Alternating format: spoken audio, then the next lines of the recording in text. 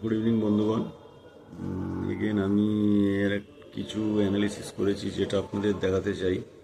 তো যে অ্যানালিসিসটা আমি করেছি সেটা বেসিক্যালি আমাদের সাউথ 24 পরগনার যে আমরা ওই গঙ্গাসাগরের এরিয়া বলি সেদিকটা। তো যেখানে তিনটে কনস্টিটুয়েন্সি কুলপি, কুলপি অ্যাসেম্বলি, কাকদ্বীপ আর ডায়মন্ড, এই তিনটে ওখানের খুবই চেনা পরিচিত অ্যাসেম্বলি আমাদের কাছে। তো সেই তিনটের একটা অ্যানালিসিস করেছি, আর এর সঙ্গে আমি একটা জাস্ট কম্প্যারিজন করে দেখাবো আসানসোল দক্ষিণ অ্যাসেম্বলির। যেমন এই কুলপি অ্যাসেম্বলির আপনি দেখতে পাচ্ছেন 2021-এর যা ফলাফলটা ছিল, এখানে যিনি জিতেছিলেন তিনি Jogranjan Haldar, TMC candidate, first পজিশনে। এনার ভোটটা হচ্ছে 96,577। আর সেকেন্ড পজিশনে যিনি ছিলেন তিনি বিজেপি ক্যান্ডিডেট প্রণব কুমার মল্লিক, এনার ভোট 62,759। আর বাকি তারপরে থার্ড ফোর্থ এনারা ক্যান্ডিডেট আছেন। থার্ড ক্যান্ডিডেট যিনি সিরাজউদ্দিন গাজী, এনারও কাছাকাছি ভোট, মানে শেয়ারটা বেশ ভালোই আছে, 29,900, মানে কাছাকাছি 30,000 অ্যাপ্রক্সিমেট ভোট ইনি পেয়েছিলেন। তো এইটা, তো এখানকার এর সঙ্গে আর একটা স্লাইড আপনাদের দেখাতে চাই। মানে আমি এটা বলতে চাইছি যে এই স্লাইডটার কথা আমি বলছিলাম, এটা আর একটা অন্য সাইট থেকে, ইন্ডিয়া ভোট নামক এক সাইট থেকে আমি করেছি। এখানে আপনি দেখুন, জিনিসটা দেখতে পাচ্ছেন যে সেম ভোট আছে। ওনার পার্সেন্টেজ টিএমসি ক্যান্ডিডেট 50% আর বিজেপি ক্যান্ডিডেট ওনার 32%। আর আমি এখানে যেটা দেখাতে চাইছি সেটা আপনাদের দেখাতে চাইছি বেসিক্যালি যে টোটাল ইলেকট্রালের সংখ্যাটা, যারা টোটাল ছিলেন।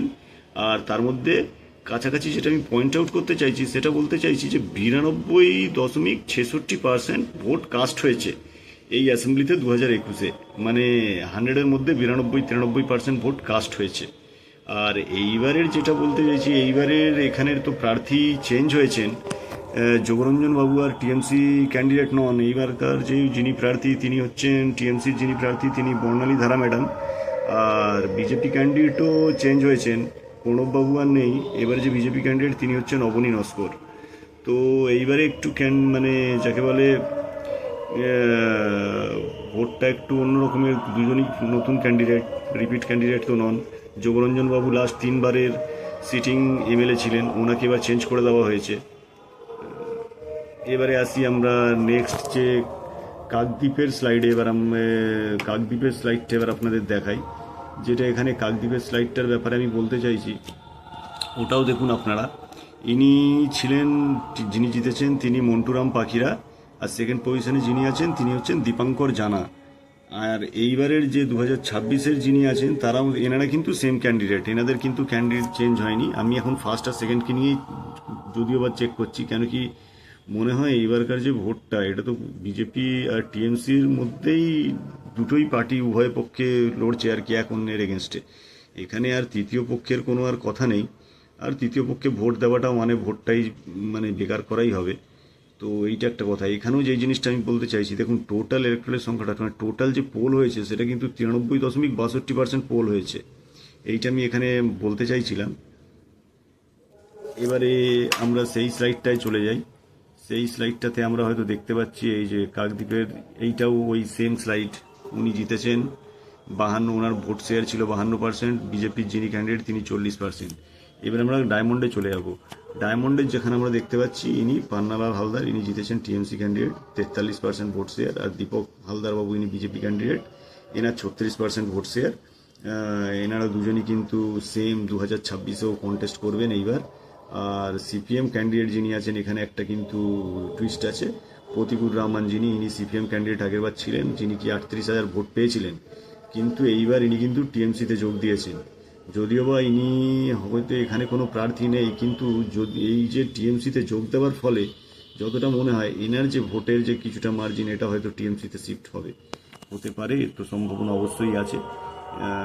এবার আমি সেই স্লাইডেও আবার চলে যাই। সেই স্লাইডে গেলে দেখতে পাচ্ছি ডায়মন্ডেও যে ভোট যে পার্সেন্টেজটা ছিল ওটাও কিন্তু 90%-এর ওপরে ছিল, যে ভোটটা কাস্ট হয়েছিল। এবার আমি যেটা বলতে চাইছি, আসানসোল দক্ষিণের সঙ্গে যে কম্প্যারিজনের কথাটা বলছিলাম, এখানে একটু চেক করবেন এখানের যে ভোট পার্সেন্টেজ। এখানে কিন্তু এখানের যে এমএলএ 2021-এ জিতেছিলেন তিনি অগ্নিমিত্রা পল, বিজেপি ক্যান্ডিডেট। আর এখানে যে ভোটটা পড়েছিল তা কিন্তু দেখা যাচ্ছে 75.35%। আর অগ্নিমিত্রা পাল ইনি যিনি জিতেছেন এনার 46% ভোট শেয়ার ছিল।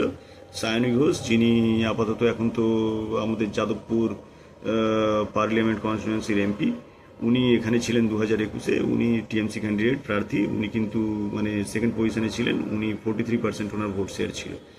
তো এই যে তিনটে আমি অ্যাসেম্বলি দেখালাম আর এই যে আসানসোল দক্ষিণের যে অ্যাসেম্বলি দেখালাম, এখান থেকে আমি জিনিসটা বেসিক্যালি এটা কম্প্যারিজন বা জিনিসটা যেটা আমার মানে ঠেকছে সেটা এটাই যে এই তিনটে কনস্টিটিউয়েন্সিতে কিন্তু 90%-এর ওপরে ভোট হয়েছে।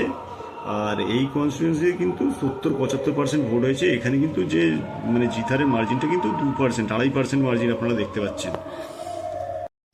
আমি যেটা বলতে চাইছি সেটা এটাই যে একটা কাছাকাছি কোনো একটা ইলেকশন বা বাই ইলেকশন বা যেখানেই হয় সেখানে 90% যদি ভোট কাস্ট হচ্ছে, তো এটা কিন্তু একটু অস্বাভাবিক বলে মনে হয়। কেন কি 100-এর মধ্যে 90 জন কি এসে ভোট দিয়েছেন? তো বা এখানে কি কোনো একটা ছাপা ভোটের ব্যাপার আছে? তো এইটাও কিন্তু একটা মার্জিনকে ডিসাইড করে, মানে উভয় পক্ষ যে ফার্স্ট ক্যান্ডিডেট আর সেকেন্ড রানার্স আপের মার্জিনকে কিন্তু এটাও একটা ডিসাইড করে। এইটা যতটা আমার মনে হলো এটা দিয়ে আমি একটা জিনিসটা বোঝানোর চেষ্টা করছি। কতটা ঠিক কতটা ভুল তা আমিও জানি না। ধন্যবাদ।